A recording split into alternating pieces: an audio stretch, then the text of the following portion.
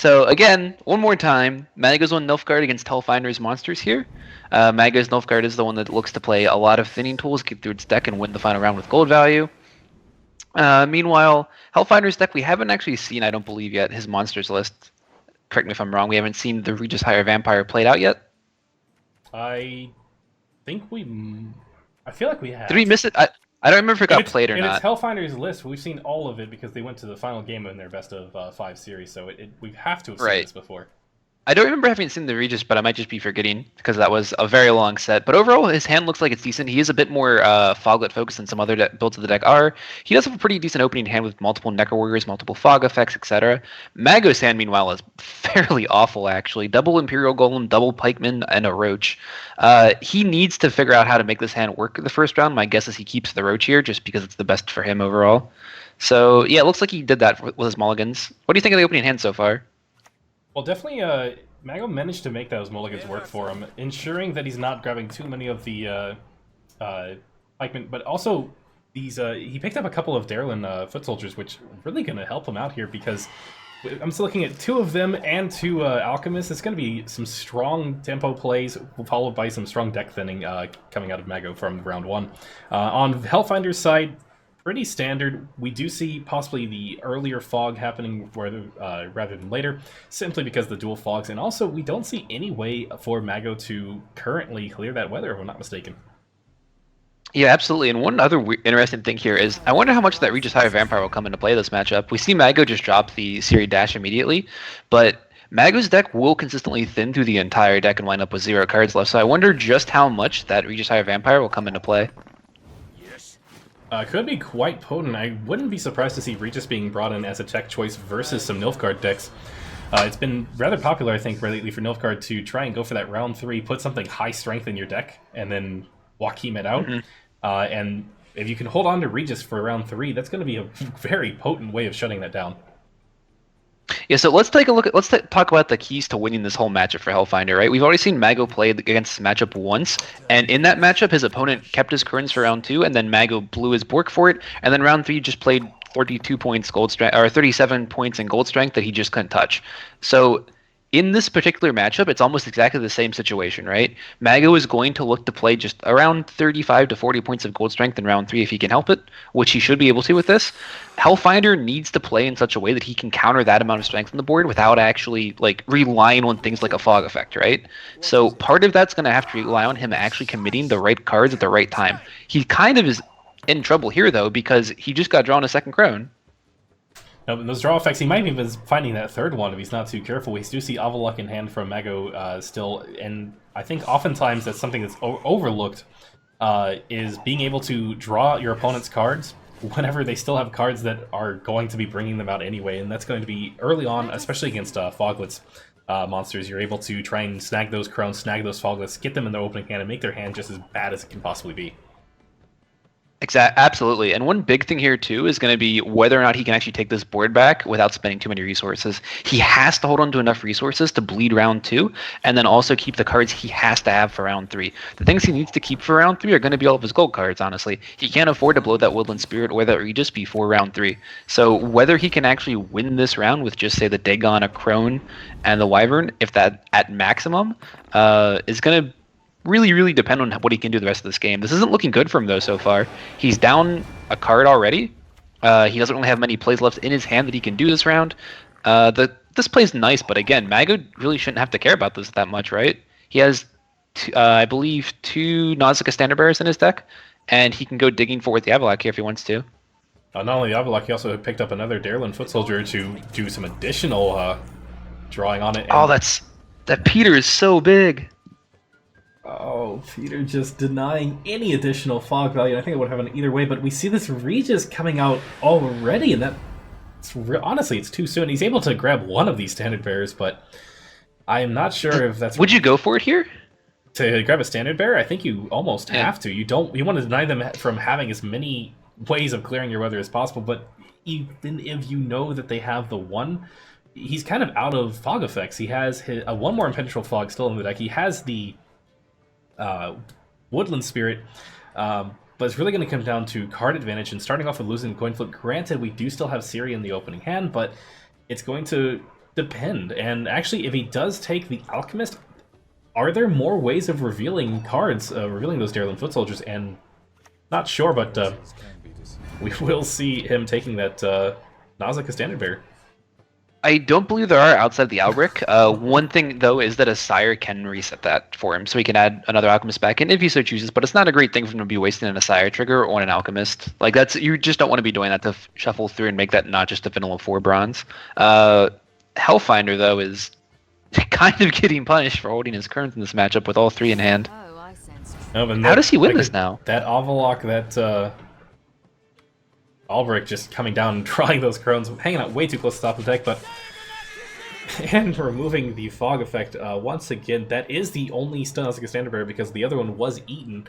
However, we're almost looking at too much draw from Mago. He's capable of drawing an additional 2 cards, but he's going to be drawing another 2 cards going into the next round anyway, and if this goes to round 3, he's going to be drawing that 3rd card left in his deck. So, are we looking at, is this perfect thinning, even if he does not put the Roach back? Well, he has Siri twice, which will mean that he has perfect with the Alchemist and the Darylin Foot Soldiers. This is also assuming he doesn't shuffle anything back within a Sire. So if he doesn't shuffle anything back, he does in fact have perfect thinning, provided he doesn't put Roach back in his deck. But he's absolutely going to put Roach back. Again, the issue here is that he's guaranteed to hit both his Siri Dash and his Villain Trettenmirth this game. So even if Hellfinder mulligans away those Crones, he's in trouble of losing just right off the bat to the Crones. This is not a great spot for Hellfinder, and I would not be surprised. He could actually even get 2 out here, to be honest. He's only up 1 card, and he has a dead Crone in hand this round. And Frightener's not even that great for him here. Like, if you pitch back a Crone here, which he has to do, and Frightener redraws that Crone, you're back at square one. I think these Crones need to be coming out of the hand sooner rather than later, and you can try and keep them for that 20 points in the next round, but you're just going to be in such an awkward position whenever that doesn't work out for you. And meanwhile, Mago, that Roach in the opening hand, manages to hold on to it and toss it back in the deck, grab that extra thinning. Does find the Sire as well, so I think we're looking at a perfectly thin deck on Mago's end, but you're absolutely right. It's going to matter on how much Mago really wants to push and draw out as many cards as possible from Hellfinder this round. He'll be 1 card off, right? If he tries to wait for the Sire in round 3, he'll have 1 extra card left in his deck. Because he'll put... So he draws 1 card, next turn is down he'll have 1 card in deck. He puts Roach back in and something else, pulls a gold with Roach, pulls the Roach with a gold, then has 3 left? And then he'll draw 2 of them. So he'll have 1 left in his deck, I believe. Unless I'm missing a draw card somewhere. He's actually not putting Roach back in the deck. That's really interesting. What? I'm not sure I like this play, actually. It looks like he's trying to push this round a little bit, but I don't know if I agree with it. You don't even need to do this right now and put these cards back. He can draw 2 more cards this round if he wants to, which looks like he's going to try to push this round and then go to round 3 with just Tibor, Siri.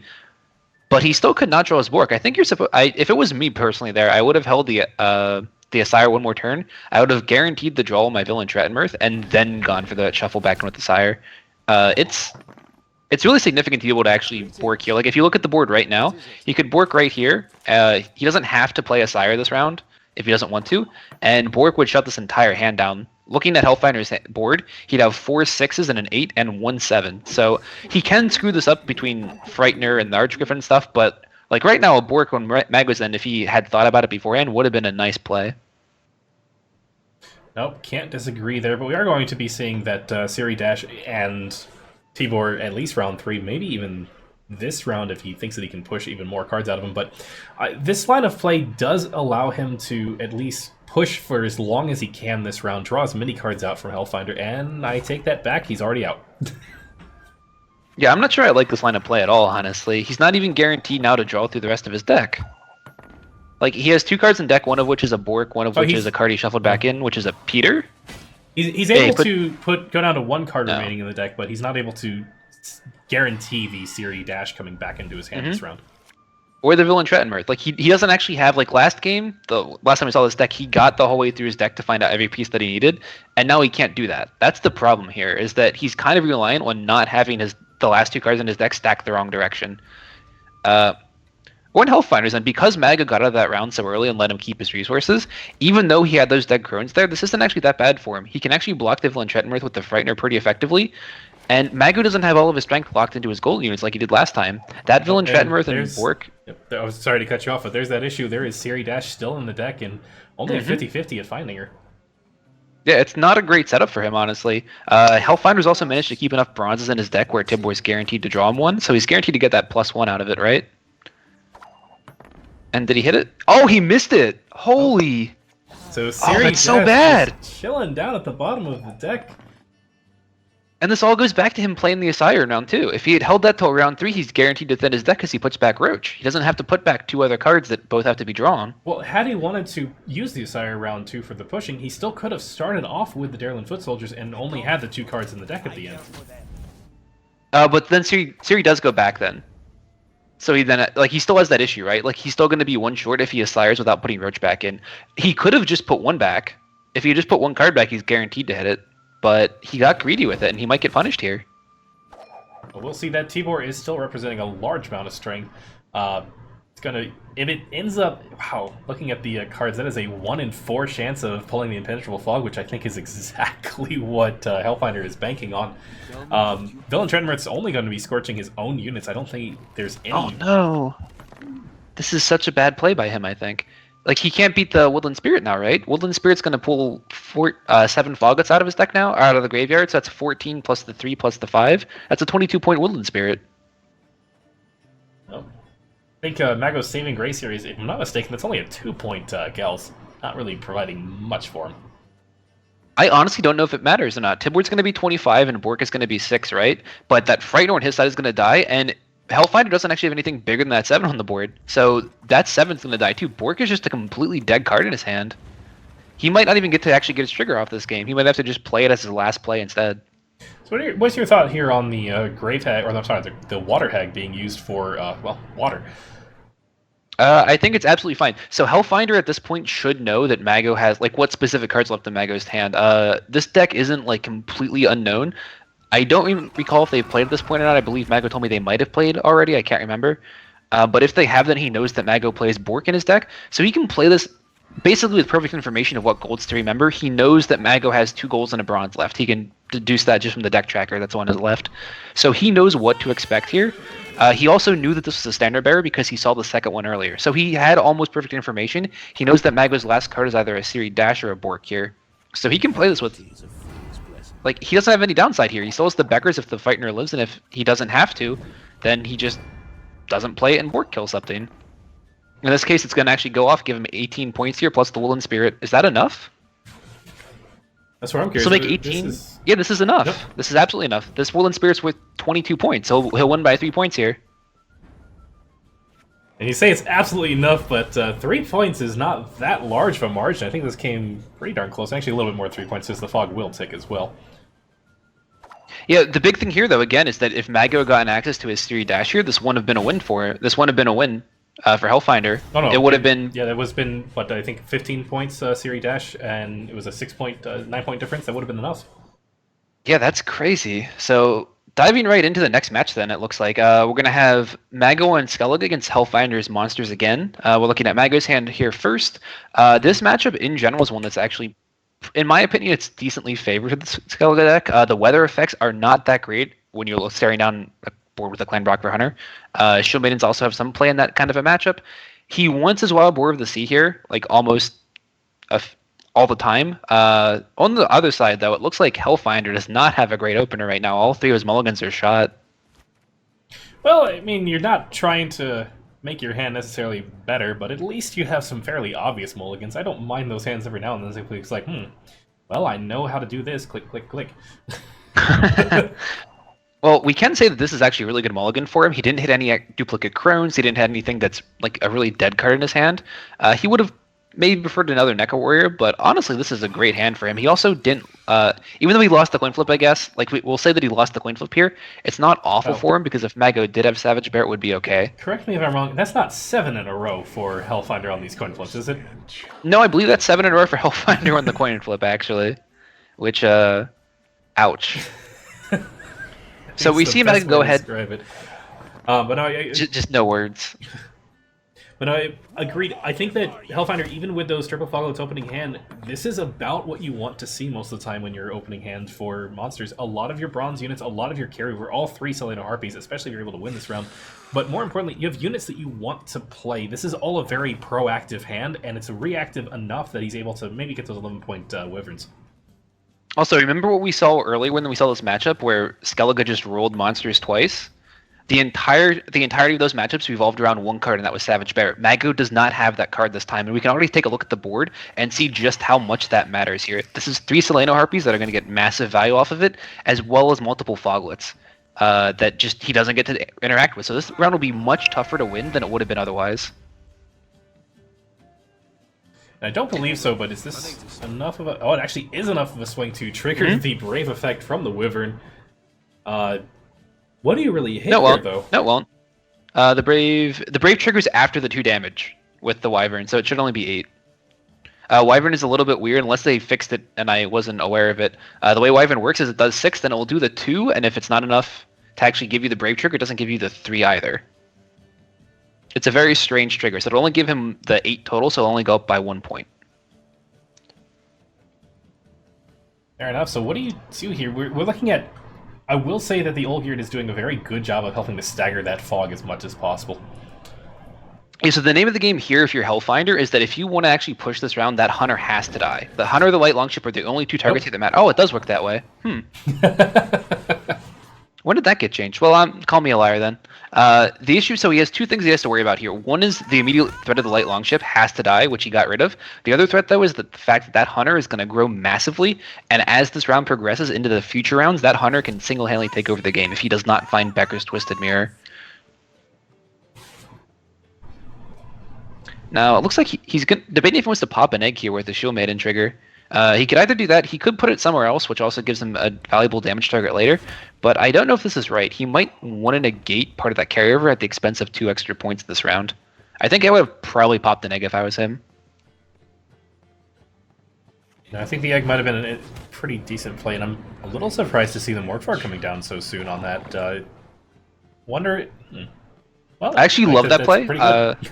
Yeah, I love that play. I feel like one of the key ways to beat a Skellige deck, and it's something that people don't do often enough, is attack that Morkvarg. Yes, they get more points in that first round. It's bringing back a full-strength Morkvarg. If you remove that Morkvarg early and often, and you can get rid of it once or even twice in that first round, it's significantly less of a threat in future rounds. And that's everything with this deck. That's such a big deal for this deck if they don't have that additional free carryover each round.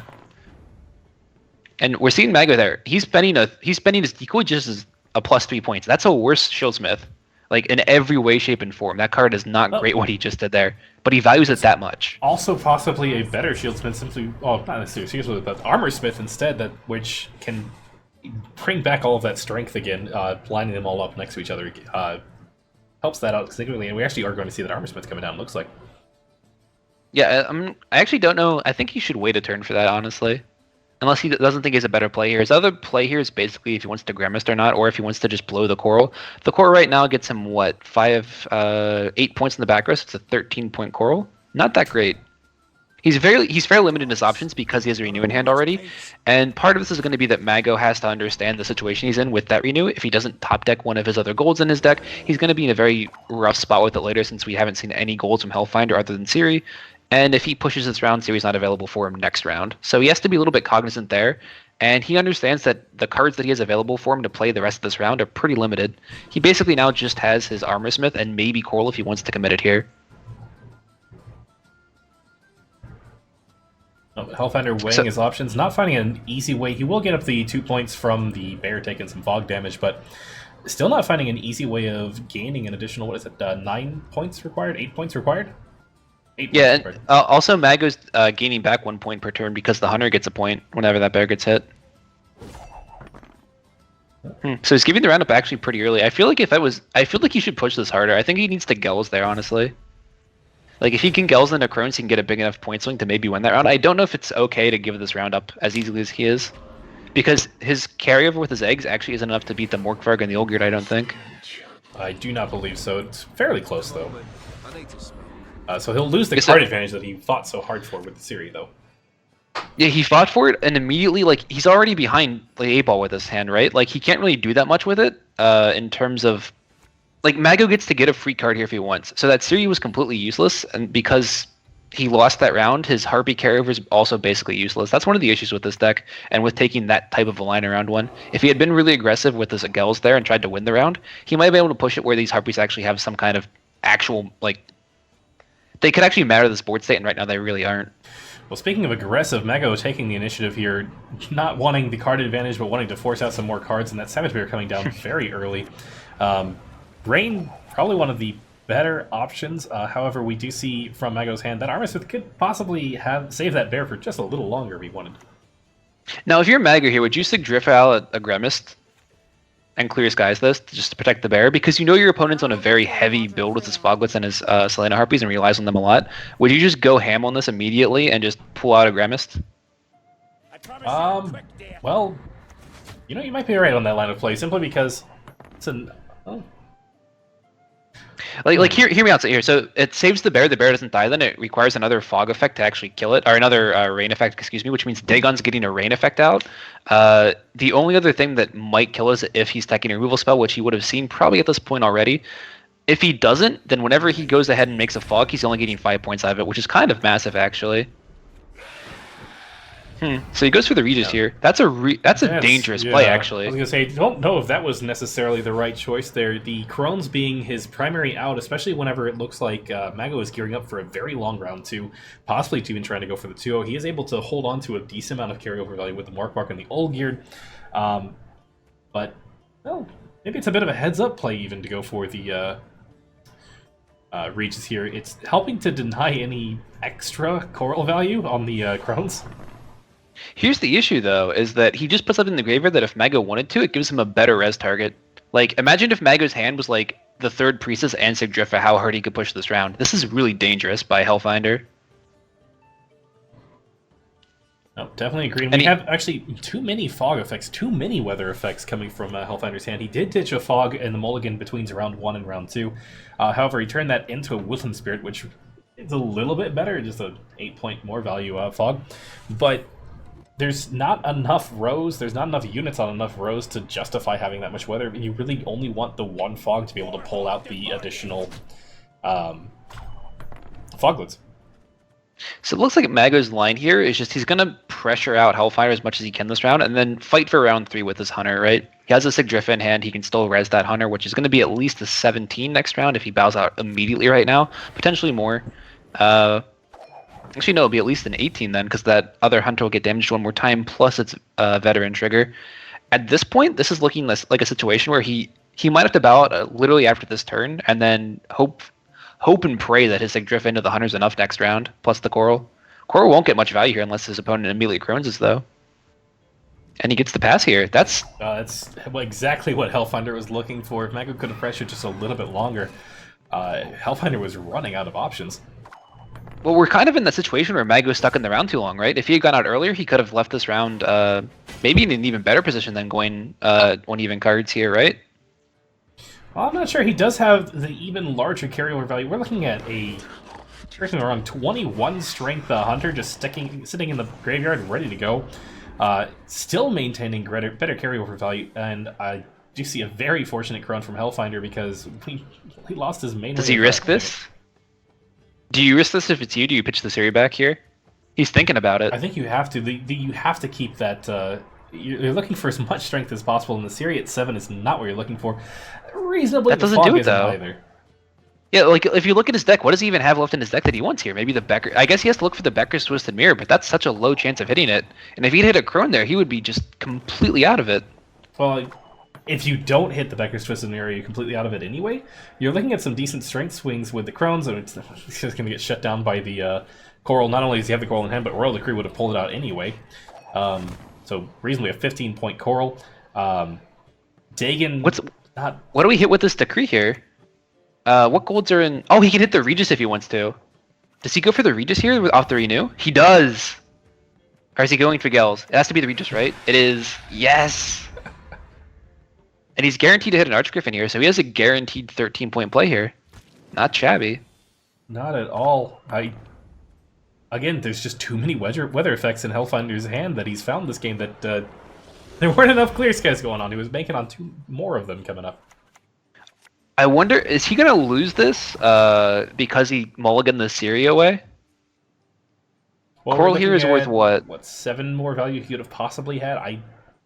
Coral's a 15 here, so he's going to be down by 4 plus whatever Sigdrific gives him. I think he wins anyway because Sigdrific gives him like a 20-point hunter play here. Yep. But this would have been closer at least. Let's put it that way. Well, this is actually going to be super close. I want to count this because he would have been 7 points higher. He'd be at 48 right now if he had kept the series. It might have been enough. So he would have ended at 45 and this would proc. So it wouldn't have been enough, I don't think. Not quite, but he would have only been. Yeah, he would have been at 45. Yeah. Oh, that's another game that's super close here. Good lord. These games. I think that if you take that risk and if you found that beggar system here, that's just actually not even a guaranteed win. You don't have card advantage. Yeah, so again we see monsters fall to Skellige in that matchup. This matchup will be Mago once again on his Skellige deck against Hellfinder's Nilfgaard deck. Now, Hellfinder's deck here is a little bit more standard than Mago's list is. We see Mago once again going with the Wild Boar plan. He does have it in hand this time. It's a little bit awkward for him though because he also has the Renew and the Royal Decree, so he might have a couple of deck cards in his opener here. On the opposite side with Hellfinder's hand, we have 2 easy blacklists here with the Imperial Golem and the Roach. We'll take a look with this third one. Probably going to get rid of an Ambassador here, I would expect. I don't know, he goes for the Nilf. The Nausicaa Standard Bearer. That one's actually kind of interesting. He could have kept that if he wanted to. I think it might be better in his hand than an Ambassador is. What deity did you upset? That is eight coin flips. Good lord. How do you... I'm honestly impressed that he's gotten this far, losing 8 in a row. That's impressive. Going back to this though, like Mago, these players both have decent hands here, right? Like there's nothing bad between either of these. For certain, I think Mago's very, very happy that he found his Sigurdrifa. So even if his Roach or his Olgierd or his Morkvar gets locked here, which Ox is such a potent counter to both of them, he's able to at least res it back, so he's not losing that strength ever. Yenkon seems awful in this matchup, though. He's just going to ignore it here, because if he Yenkons and his opponent has Hunters, which his opponent has all 3 of them, Yenkon is just a beating in that situation, actually. So we see Mago start the train here. He will have the light longship next turn to go on the left of Borgfrigg, then he'll have the Hunter to put in between, and he's going to start gaining like a lot of value here very quickly. Now, here we do see one of the few strengths, like innate strengths, that Nilfgaard gets to bring to this matchup, and that's that he can put spies in between the Wild Boar and other units. One of the key ways that the Nilfgaard deck wins this matchup is it stops that Morkvar from growing. Stopping those units from getting those base strength bonuses that then carry over to future rounds is a big deal here, and we're seeing it pay off very handsomely for Hellfinder so far, especially keeping all 3 spies in hand. Oh, for sure. And for as bad as his luck is with Gwentlemen, he manages to hit those Vigor offices more often than not. But even with all 3 of Brockfire Hunters in the opening hand, I think is Mago's saving grace here, able to consistently prevent those spies from denying Morkvar value. But this is now, that Morkvar should be already 3 points, 4 points higher? 3. Because it stopped 3 different spies, was an ambassador or 2 ambassadors and an emissary so far that he's had to kill. It's also meant that Mago is spending 3 additional points on his own side hurting it. So he's effectively had to waste 9 points of damage that he could have otherwise, like elsewhere on the board. Well, those 9 points of damage would have only mattered so much. We're looking at 39-point lead for Hellfinder. With the Syrian hand, do you really think your opponent's going to be trying to fight out this round much longer? Even with the Wild Boar of the Sea on the board and you want it to be a long round, I think I like this pass on Hellfinder's side. I do not see... Cora, right? Cora wins this in a card? I think Cora wins this in a card, actually. Does she? She does not, actually. That's super close. I wonder if Mago actually countered that or not, or if he just slammed it expectant to be enough. I think that might have been one of the ones he slammed. It's just like, obviously this is plenty, and I'm like, it's... No, so 2 cards down for the round. Coral helping tremendously just to save him from going... How many... Assuming there's no Coral available, how many cards down do you think that is? Probably at least 3, to be honest. This still isn't a good position for him, though. Like, he's in a very bad spot now. We do see Hellfinder pick up both the Vanhamar and the Yennefer Conjurer. Yennefer Conjurer, like I said earlier, isn't going to be great in this matchup. He's still going to have to use it at some point, though. And this might be the round where he just slams it. He needs to play it out at some point, and it will pull the Roach out of his deck, which is okay. He needs to get that out this round anyway, so we can Asire it next round. And I don't expect Mago to stick to this round that long. If he stays too long in this round, he's just going to get crushed by whatever golds Hellfinder plays in the third round. And Ox can also punish him greatly here. If he crocs here, he might just lose the game on the spot to the Ox. I'm not 100% certain on that. The Crows for the Croc is going to be hitting Old Geared, correct, if I'm not mistaken. Correct. Mm-hmm. We're looking at more spies, just keep denying that value as much as you can.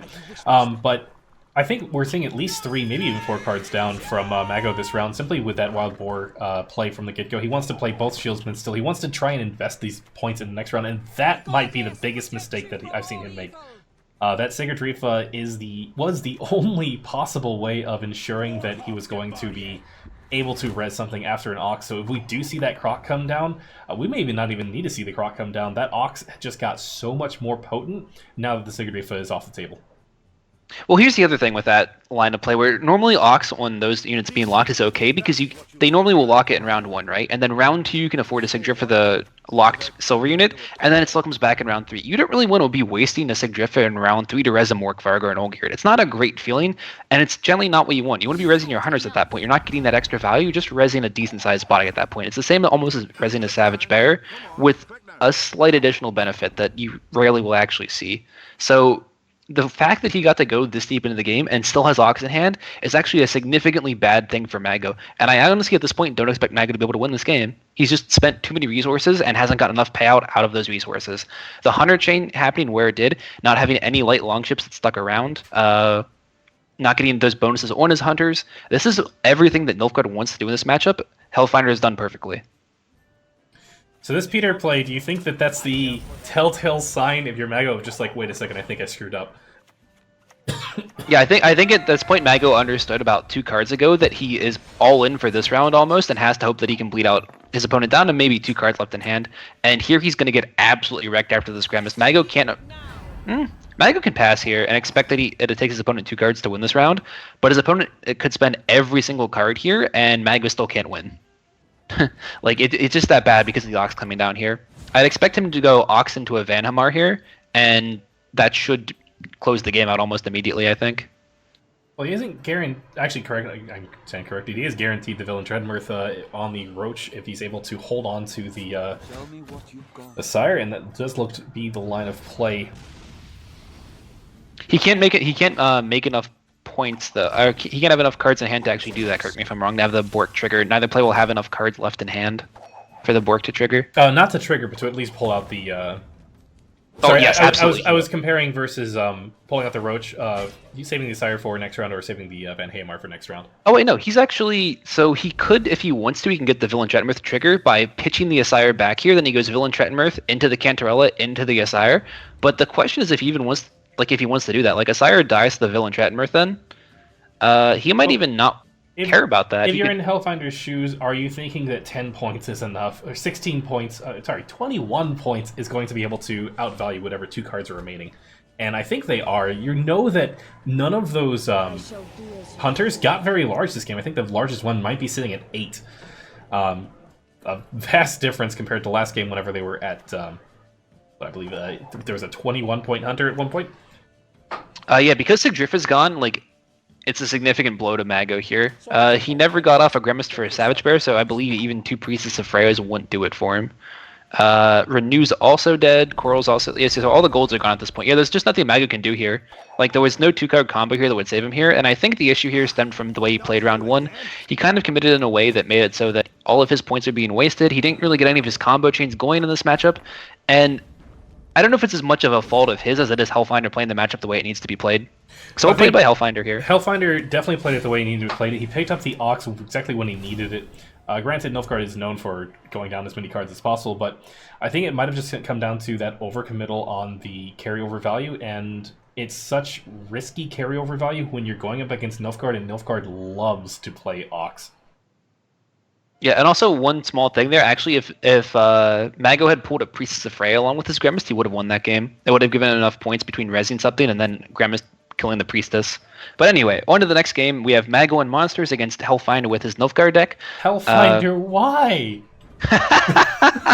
9 in a row. Got him. So again, this is a matchup that actually is fairly common on ladder these days. Hellfinder does have a few tech choices that will actually help him out here. Yennefer should actually work out quite well in this matchup. Monsters is not a deck that stacks very high units outside of maybe the Blood Curling War for a bear. So he can make levels extremely easy so he gets multiple Yennefer procs. He also has Ox to lock out Follow Goods or Eggs if he wants to. and he has a way to make decent strength values because of Ambassador and Vikavar Novices. So I expect this to actually be a matchup where we see a lot of the tools that he has teched into this deck come to light and be very fruitful for him. No, and those double crones showing up in Mago's hands, not particularly what you're looking for, but again, finding all three. It's the second game this series that we've seen all three Savannah Harpies in the opening hand. I think so, yeah. We saw it from Hellfinder in the first game, which actually wound up winning too. Looking at each of these hands, it's kind of clear what their victory conditions are here for each round. Hellfinder is pretty committed to this round at this point because he has the Yenkon out, and this is the perfect situation for Yenkon right now. We haven't seen her that much in the meta lately, just because of the way things have been shifting. There's been such high tempo plays that she doesn't really get the chance to get all of her effect off. But this matchup is custom made for her, where everything on the board is going to be slightly low value. It's kind of reminiscent of what am I thinking of here with the old decks? Like the old Northern Gnomes decks, where everything was pretty even on the level. You didn't really see anything above a 6-point unit. Monster still doesn't see that right now. The weather deck's all about going wide and taking advantage of things like Becker's Twisted Mirror. And right now, he can't do anything about this Yennefer Conjurer. There just isn't the tools that exist for him, which is perfect for Hellfinder. Hellfinder has Yenkon this turn plus Ciri next turn. Or next round, I apologize. Nope. And once again, just Nilfgaard showing off one of its greatest strengths is just putting up points. Especially round one, it's just like, I feel like I want, 40 points or so, 50 points or so. That sounds like a good number. But speaking of the custom-made Yennefer Conjurer, that bear is going to come down and soak quite a bit of damage from her. Yeah, having that in hand right now is one of the only ways that Mago can even remotely stay in this round, but I still don't think he can, right? If we look at his hand right now, he doesn't have any way to actually get any more value out of his Woolen Spirit or his Dagon. They're both not going to be that great. He could Dagon for a Frost here, but that's playing directly into the thought that if Hellfinder has either his Nausicaa Standard Bearers or his Vanhamar, he just gets completely blown out at that point. And at this point, it's basically a safe pass for Mago. He has to give this round up for just one card advantage, which I don't like at all. It's not going to be good for him, but he's almost forced into it, unless he thinks he can get something off of his Gels play. But even then, like if you Gels and you stack the third Crone on top of your deck, you are in a world of trouble. Oh, and he does go for that safe pass here. Again, he did at least force the Ciri out, so he will possibly be able to maintain that card advantage. He will carry over strength into this next round, whereas Hellfinder will not be doing so. But is it enough? Are you really looking for card advantage that much in this matchup? Honestly, looking at the play again, I am not filled by that Ciri play there. He didn't need to play that card out at all. He could have played out the Ox if he wanted to. He could have played out the Emperor Brigade.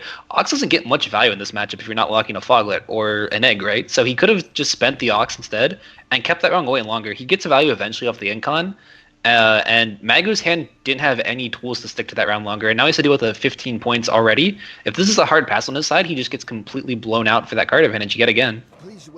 So I don't like the Ciri play there at all. I think he could have maintained a decent board presence there and taken the round without spending that round. Quite possibly. The Ciri play does typically force out your opponents from trying to really keep up. They don't want to... If there's a Ciri on the board already, you don't really want to be trying to go down 2-3 cards just to catch up in points, and that's about where he was, but... it's an interesting tell on Hellfinder. I think it might be a result of the series that he's already played, where he's worried that if he didn't play the Ciri then, he would have waited for too long. And because we've already seen that a couple of times where series have just stuck in the opening hands, even into round 2, because there was never a good opportunity to play her. And he's just kind of looking at his hand like, what do I do here?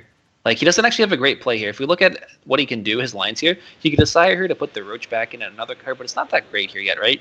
He has to also be cognizant, though, that if he tries to hold it for round 3, he then puts it directly in the path of his villain Trettenmirth, which he cannot afford. He has to play it now if he doesn't want to die next round and stop currents from 9. He also knows that, I believe at this point, he knows Mago is playing Becker's Twisted Mirror in his deck, so he has to also remember that keeping a high-strength unit next round is not something he can do effectively.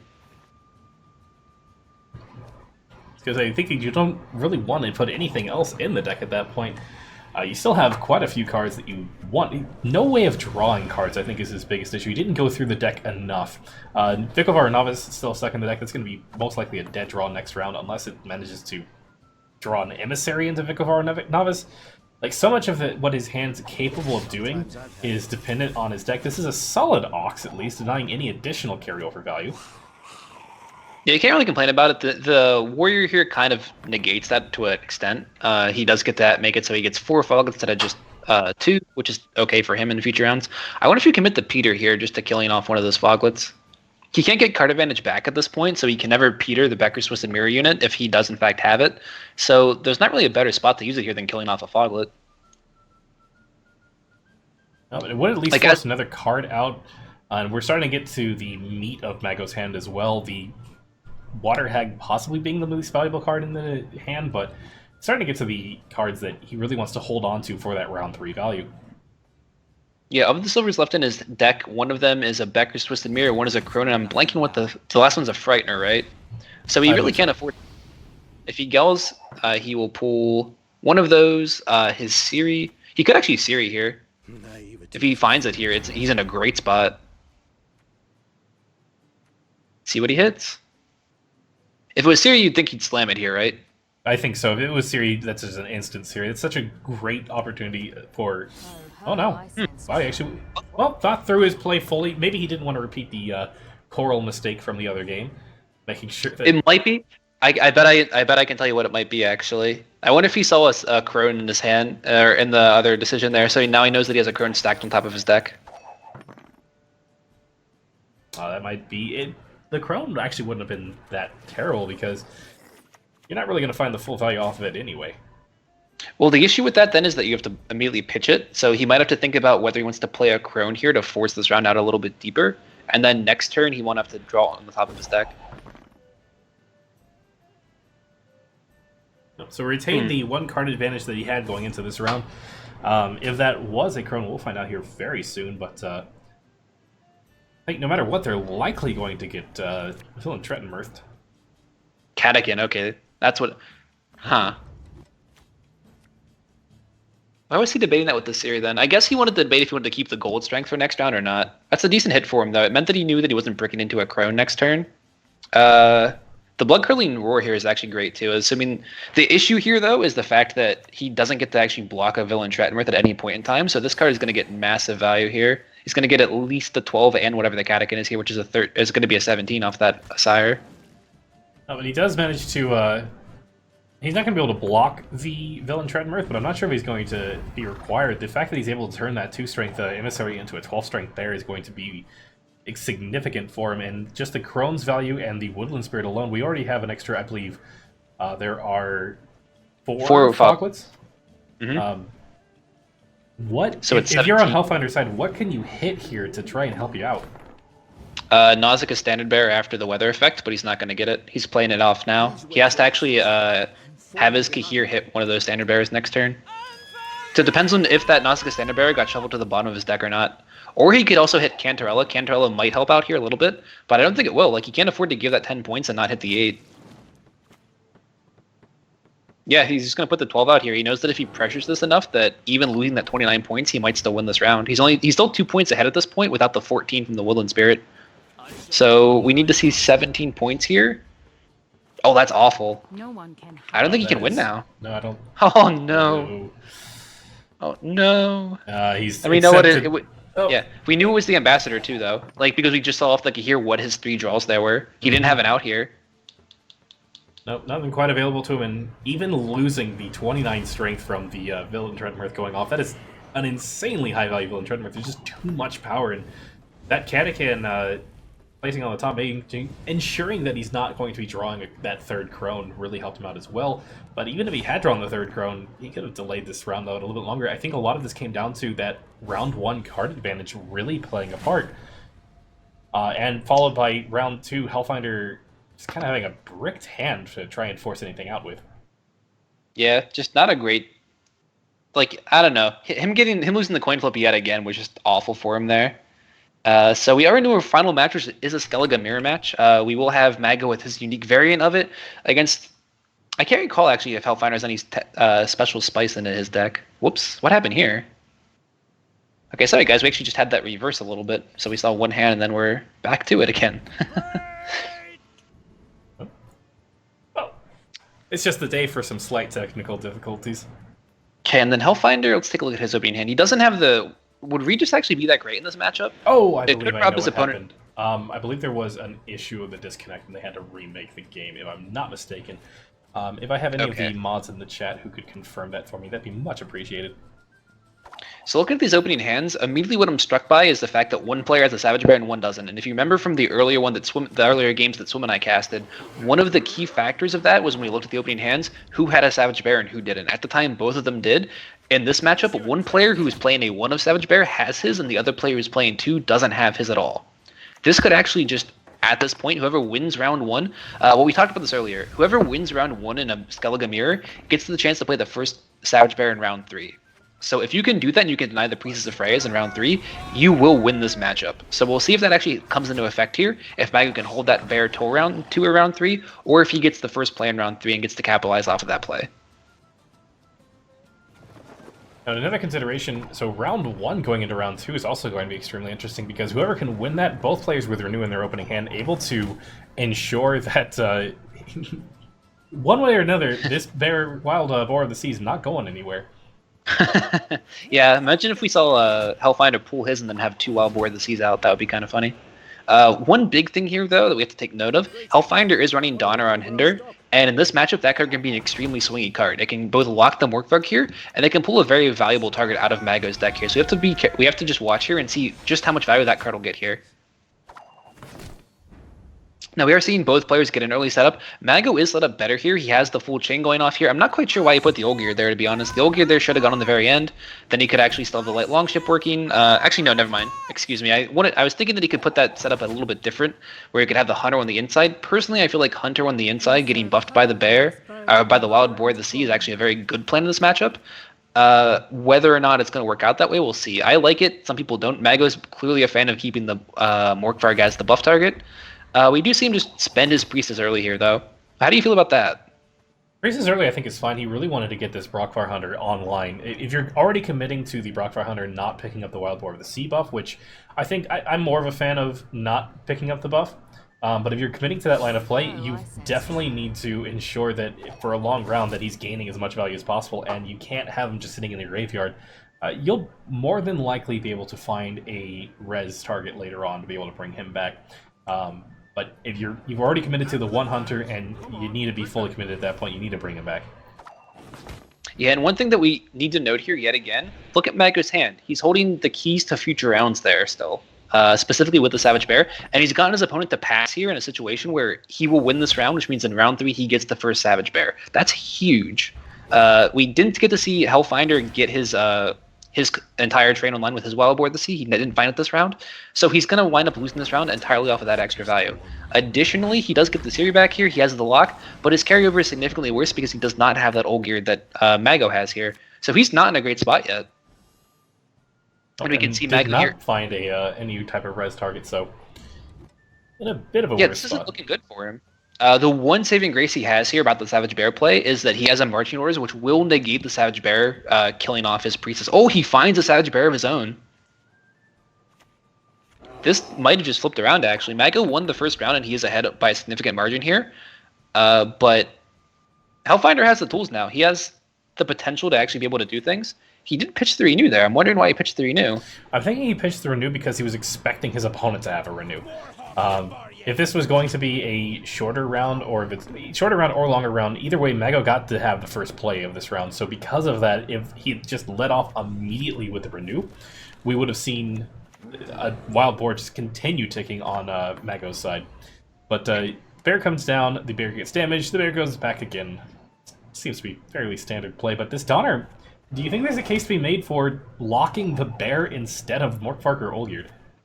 I don't think he can afford to. I think because he has Marching Orders in hand, I think it's totally fine if he doesn't lock the Savage Bear. I think he has to spend it on the Morkvarg here. If he doesn't, he just doesn't have enough power for later.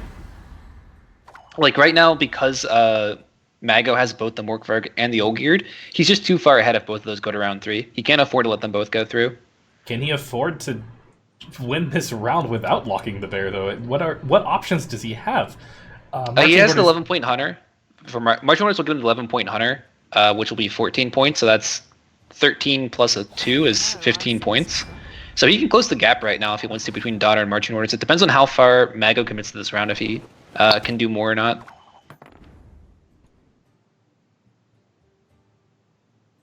This will be really close, though, honestly. If Mago commits the rest of this round, which he can, with the Shield Maidens plus the Coral, this might be something that Hellfinder actually can't win. What is it? This is going to be very close, actually. think large part of this is going to be on just how much Mago wants to commit. We're looking at a 16-point signature or Coral, if I'm not mistaken, if my math's correct. If he plays that out right here, it'll be that. The issue with playing it right now is that he's kind of negating him getting a little bit more value if he can wait one more turn. He's going to choose to play the route here that might be a little bit safer, and then save the Shield Maiden for this turn instead. Well, I think obviously the Hunter's coming in rocking just a little bit, but the Armor Smith, solid answer. You have to play the Shield Maiden here, right? Like you have to. You've committed to this. Yes, you've already committed. I think the biggest mistake a lot of people make is once they commit to a game plan, they fall back and don't commit to that anymore. And once you've made that plunge, you've got to go and continue. This is actually going to be... Does he win this? I think he wins this already. He's getting only 15 points off of that marching orders, and then Donner's 6 or 5, so that's 20 points. And Mago's going to keep climbing up a few points here. Mago because he has additional 2 points, 3 points, or 2 points. 3 points. He gets 2 points per turn, one off the light longship and one off of the wild boar of the sea. Yes. So this is actually looking like it's locked up. Very well could be.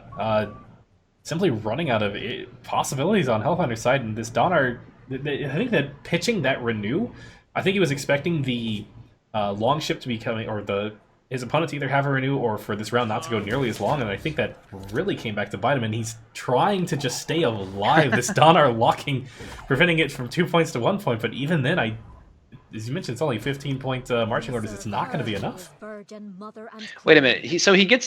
If he had gotten the... No, it wouldn't have mattered. I was thinking if he had gotten the Hunter here and played it...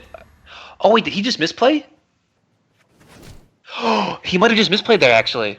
If he put that in between the 2 Hunters, would that have been enough? No, it wouldn't have. It would have been off by 2 still. Holy cow. That is insane, actually. So once again, we see the fact that if you open with the Savage Bear in this matchup, and you get to stop your opponent from getting priestesses, you will win the matchup. Mago playing that game excellently once again. Yep.